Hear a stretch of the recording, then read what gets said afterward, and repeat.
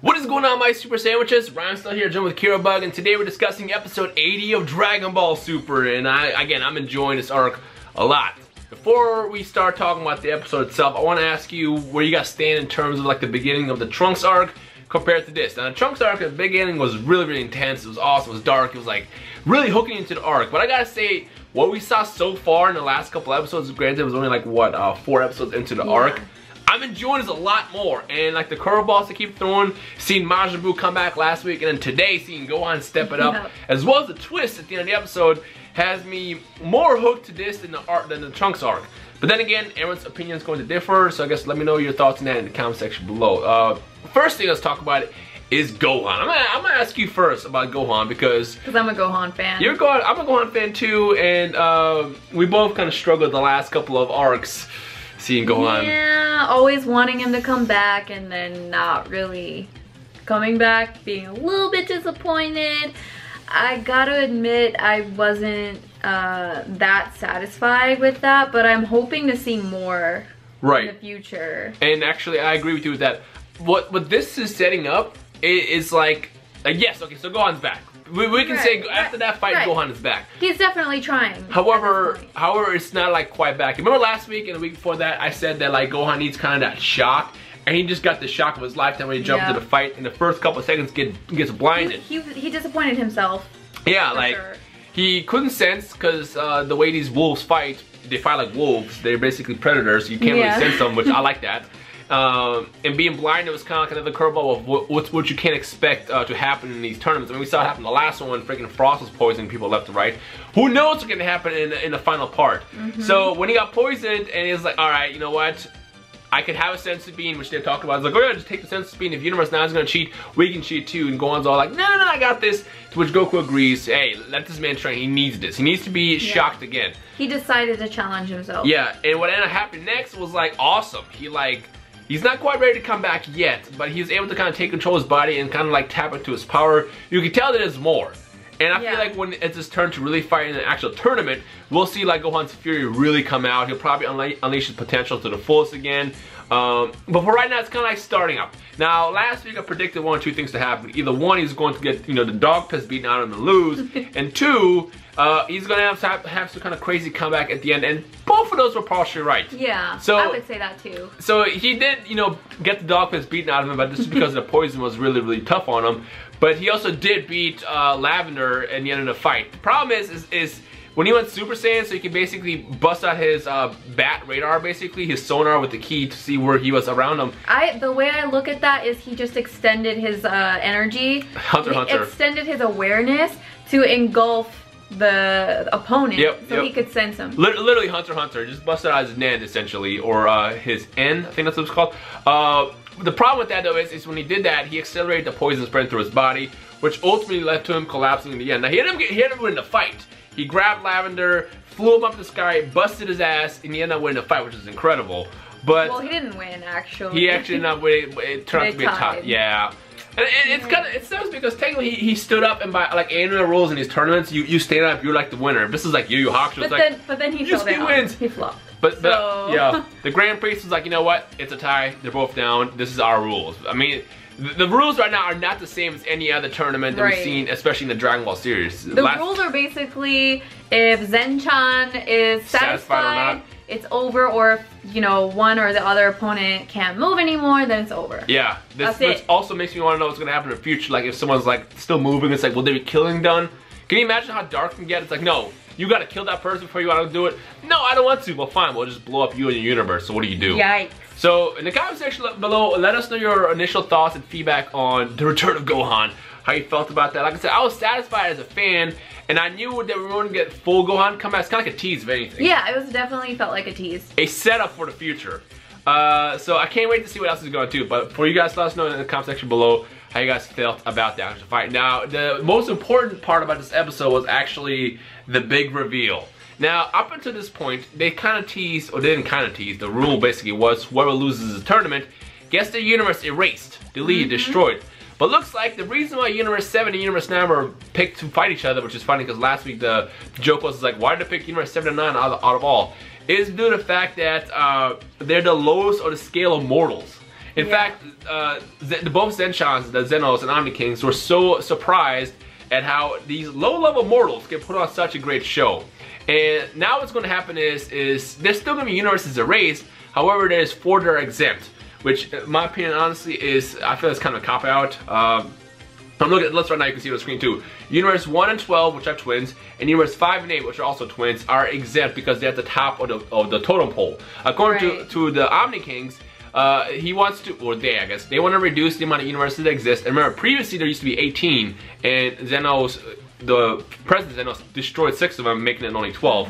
He wants to erase more, and now it's going to be Universe 6, 4, 3, 2, 7, 9, 10, 11, which is Champa, Kitara, which is the mouse, you can see on the screen below, Moscow, who's basically Lud from Dragon Ball GT, Hellas, the girl, Beerus, Sidra, who is the dwarf, Ramon, who is the elephant dude, and Vermouth, the clown, obviously. Those are the universes that are going to fight each other in the finale. Now, I don't know if there's going to be any changes, whether or not they're going to change it up where, you know, everybody is still at it, but honestly, the way I see this is when they initially announced this tournament, it's like 12 universes, 10 warriors each. That's a lot of fights. That's a lot to draw out, and like knowing how Toriyama has done this work, he's gonna try to figure out a way to cut back. And we already got 4 down, and I feel like as we get more into this arc, more are going to drop for whatever reason. I can already see 2 universes just getting wiped out just to further cut down the amount of warriors to show up. But then again, that's a guess.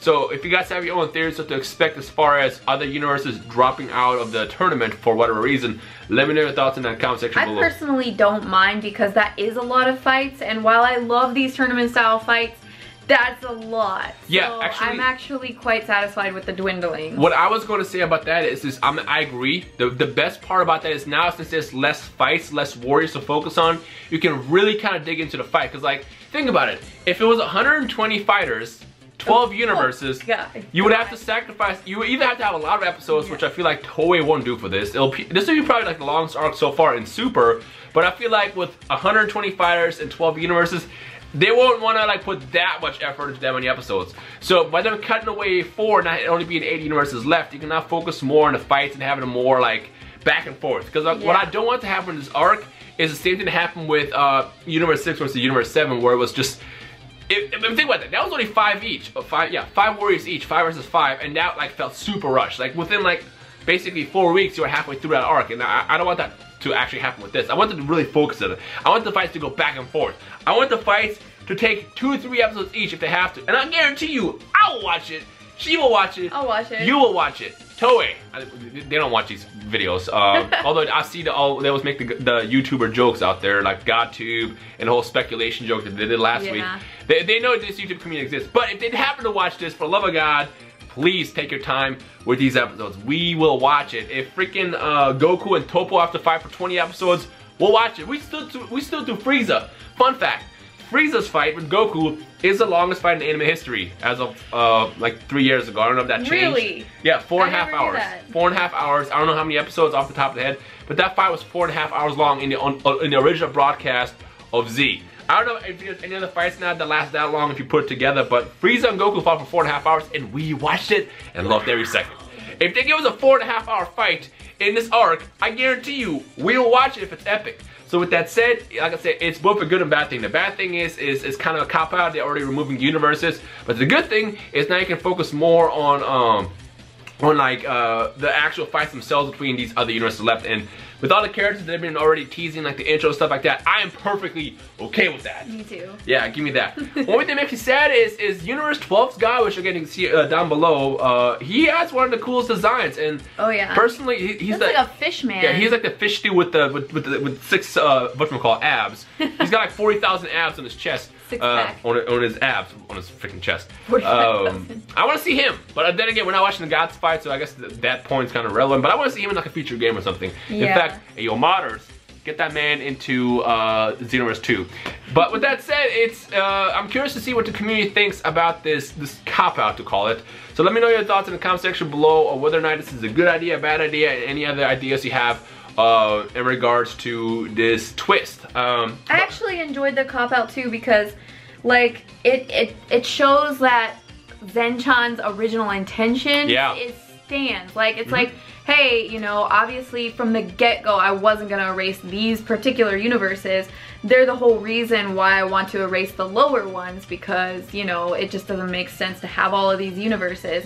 So to me, it's like, okay, the cop-out makes perfect sense. I'm totally fine with it. Yeah, and the other thing I was gonna say is, it's like, we all blame Goku for this tournament, like, what, 2 episodes ago? Right, but now looking at it, now looking at it, it was like, okay, technically Goku just saved everybody, gave people a chance. He gave everyone a chance, not necessarily saved everyone. But if it wasn't for Goku, there would be no tournament or even chance to live, and gone. One day, all these universes would just be gone. Gone for good. And Zen-chan would have never known that they were entertaining. Yeah. So maybe he might have a change of heart. Maybe after this tournament, all 12 universes will be left alive. That could be. We saw how fast Zenos changed his mind within like 1 fight or 2 fights. For all we know, at the end of this tournament, he's gonna be like, you know what? Maybe the lower mortals can be good. Because they're entertaining. Yeah.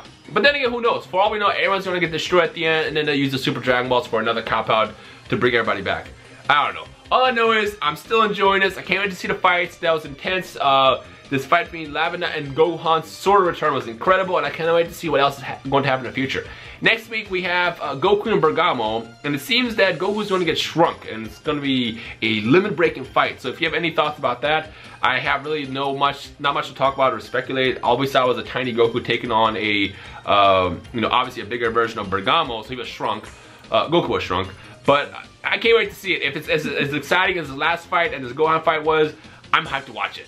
So let us know your thoughts in the comment section below on this current fight, as well as the arc, any future speculations you have of your own. And I guess we'll see you guys next week for more Dragon Ball Super Talk. I can't wait. Anything else? Nope.